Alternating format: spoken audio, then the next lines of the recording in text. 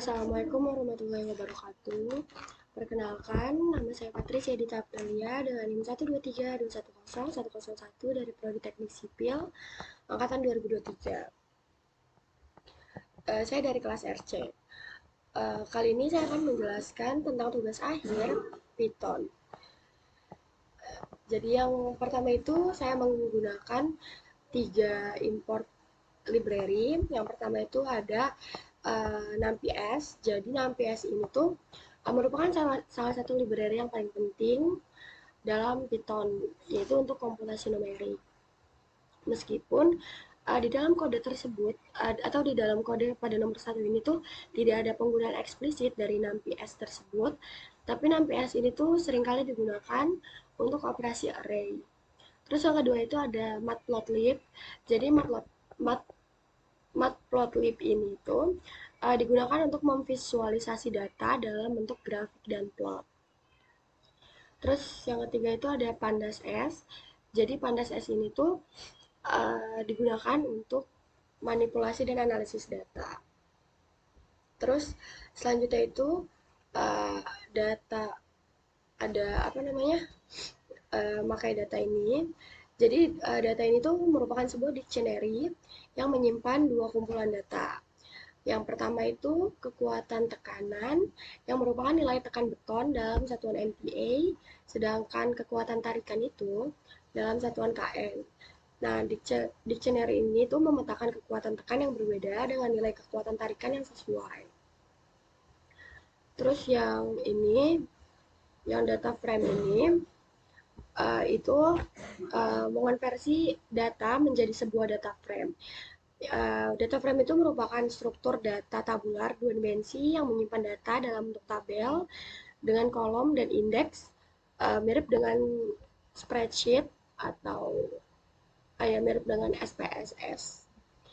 Nah, dengan menggunakan data tersebut tuh data kita dapat dikelola dengan lebih mudah. Terus yang ini itu menciptakan sebuah figur baru untuk grafik dengan ukuran 10 kali 6 inch. Nah, ini tuh mengatur dimensi grafik sebelum elemen grafis lain ditambahkan. Dia tuh memberikan kontrol atas tampilan akhir dari visualisasi. Terus yang ini tuh, selanjutnya yang ini, fungsi ini tuh digunakan untuk membuat plot garis. Nah, parameter yang diberikan itu ada DF, kekuatan tekanan, yaitu data untuk suhu Y, nilai kekuatan tekan. Terus ada DF, yaitu nilai kekuatan tarikan. Terus ada marker, yaitu menentukan bahwa setiap titik akan ditandai dengan lingkaran. Lalu ada line style, yaitu mengatur garis antar titik menjadi garis lurus. Terus kalau color ini tuh menentukan warna garis pada grafik. Terus yang label ini tuh memberikan label pada plot untuk digunakan dalam legenda. Lalu selanjutnya yang ini itu untuk menetapkan judul pada grafik yang memberikan konteks tentang apa yang akan saya tampilkan. Terus yang ini tuh memberikan label pada sumbu X untuk menunjukkan apa yang diwakili. Ini kekuatan tekan berarti. Terus kalau yang bawahnya itu berarti untuk menunjukkan kekuatan tarikan. Terus yang selanjutnya yang grid ini tuh menambahkan grid ke dalam grafik.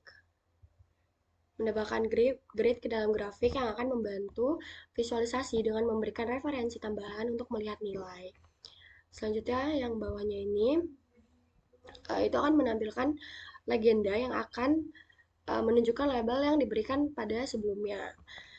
Hal ini tuh penting untuk memahami grafik ketika terdapat beberapa plot dalam satu figur.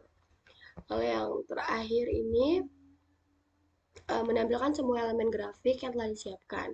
Jadi fungsi ini tuh mengeluarkan plot ke layar yang memungkinkan pengguna untuk melihat visualisasi data yang telah dibuat. Ini kita run.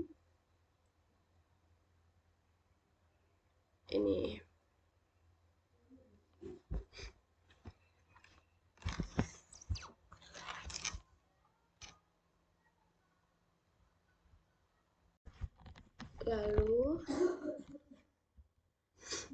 Lalu yang nomor 2 itu masih sama menggunakan tiga import library, ada NumPy, Matplotlib, dan Pandas S. Nah, yang ini tuh time intervals ini merupakan daftar yang menyimpan interval waktu dalam satuan menit. Nah, data ini tuh mempresentasikan waktu perhitungan lalu lintas. Terus yang motor count ini tuh menyimpan jumlah motor yang terdeteksi pada setiap interval waktu yang sesuai. Nah, lalu yang ini tuh membuat ini tuh data frame. Jadi itu membuat data frame dari dictionary yang berisi dua kolom, yaitu kolom waktu yang berisi interval waktu dan jumlah motor. Nah, data frame itu uh, memungkinkan pengolahan data lebih lanjut dan memberikan struktur tabel yang mudah diakses. Lalu pada PLT figur ini, itu membuat figur baru dengan ukuran 12 inci, lebarnya 12 inci dan tingginya tuh 6. Itu memberikan ruang yang cukup untuk menampilkan grafik. Terus plot ini tuh digunakan untuk menggambar garis grafik parameter. Nah, parameter yang digunakan yang pertama itu ada DF ya. DF waktu itu merupakan data sumbu X yaitu waktu dalam satuan menit. Terus DF jumlah motor yaitu data untuk sumbu Y yaitu jumlah motor. Terus marker O itu menandakan setiap titik dengan lingkaran, membuat data tuh lebih mudah dikenali.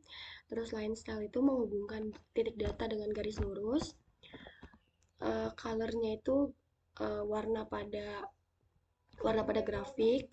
Terus label motor itu menetapkan label untuk legenda yang mendeskripsikan apa yang digambarkan pada grafik. Terus yang PLT title ini itu memberikan judul pada grafik. Yang label ini tuh menetapkan label pada sumbu X sebagai waktu. Terus yang Y label ini tuh pada sumbu Y jumlah motor.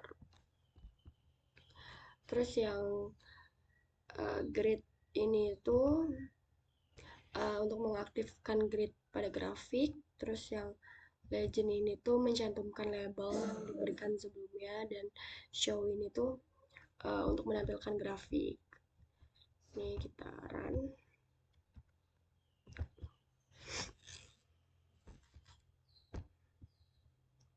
Nih.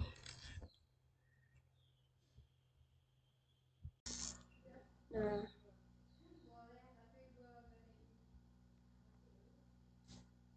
lalu di nomor 3 ini jadi data tersebut tuh jadi data ini tuh yang nomor 3 memproses dan menganalisis data seismik dari file yang saya iniin. Jadi itu tuh berisi informasi mengenai percepatan, kecepatan, perpindahan, dan intensitas Aries dari waktu ke waktu. Yang pertama itu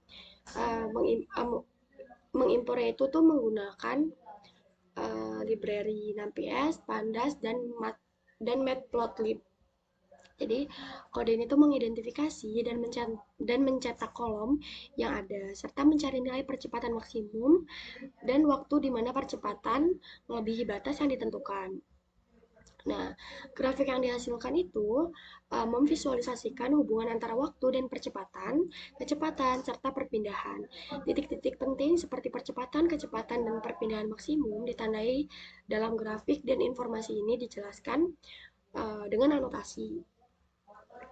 Selain itu, kode menghitung total percepatan kuadrat dan durasi kejadian untuk menghitung nilai-nilai root, mean, dan square dari percepatan yang memberikan informasi penting mengenai karakteristik seismik. Nah, dari hasil analisis tersebut ditampilkan termasuk nilai maksimum untuk percepatan, kecepatan, dan perpindahan, serta waktu dan nilai percepatan pada saat pertama dan terakhir.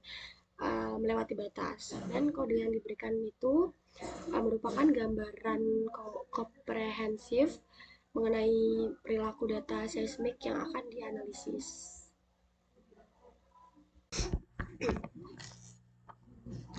Lalu pada nomor terakhir masih menggunakan tiga import library. Yang pandas itu untuk manipulasi data dan analisis. Terus yang NumPy itu untuk komputasi numerik dan Matplotlib itu untuk visualisasi data. Nah, jadi di sini itu ada NP random sheet ini itu untuk memastikan hasil yang konsisten pada setiap kode yang akan dijalankan dengan menetapkan titik awal untuk pengacakan.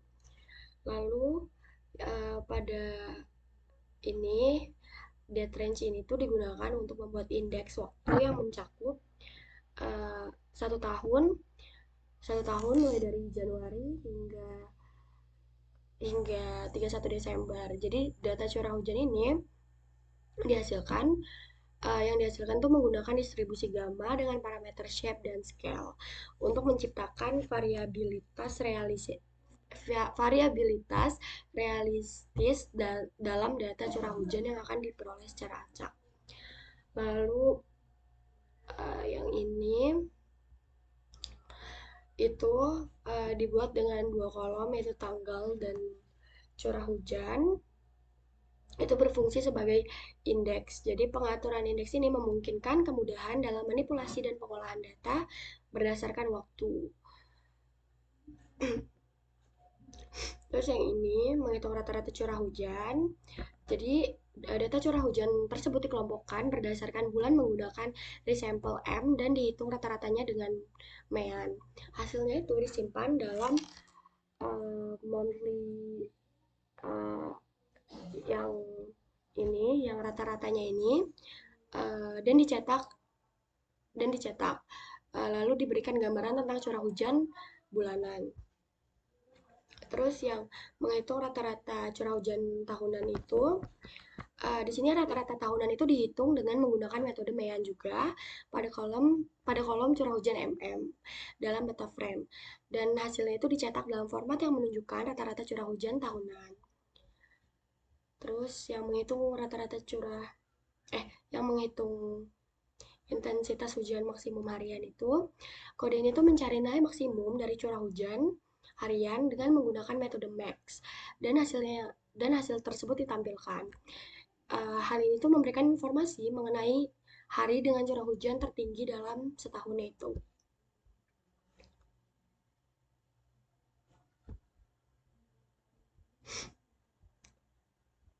Udah deh. Nah, jadi kode kode ini tuh secara keseluruhan bertujuan untuk menghasilkan dan menganalisis data curah hujan selama 1 tahun. Yang memberikan analisis statistik penting seperti rata-rata bulanan dan tahunan, serta nilai maksimum harian dengan menggunakan teknik pemrograman. Kita tuh dapat memperoleh wawasan mengenai pola curah hujan yang penting untuk penelitian meteorologi dan perencanaan sumber daya air. Terima kasih. Mungkin cukup dari saya. Kurang lebihnya mohon maaf. Wassalamualaikum warahmatullahi wabarakatuh. Terima kasih.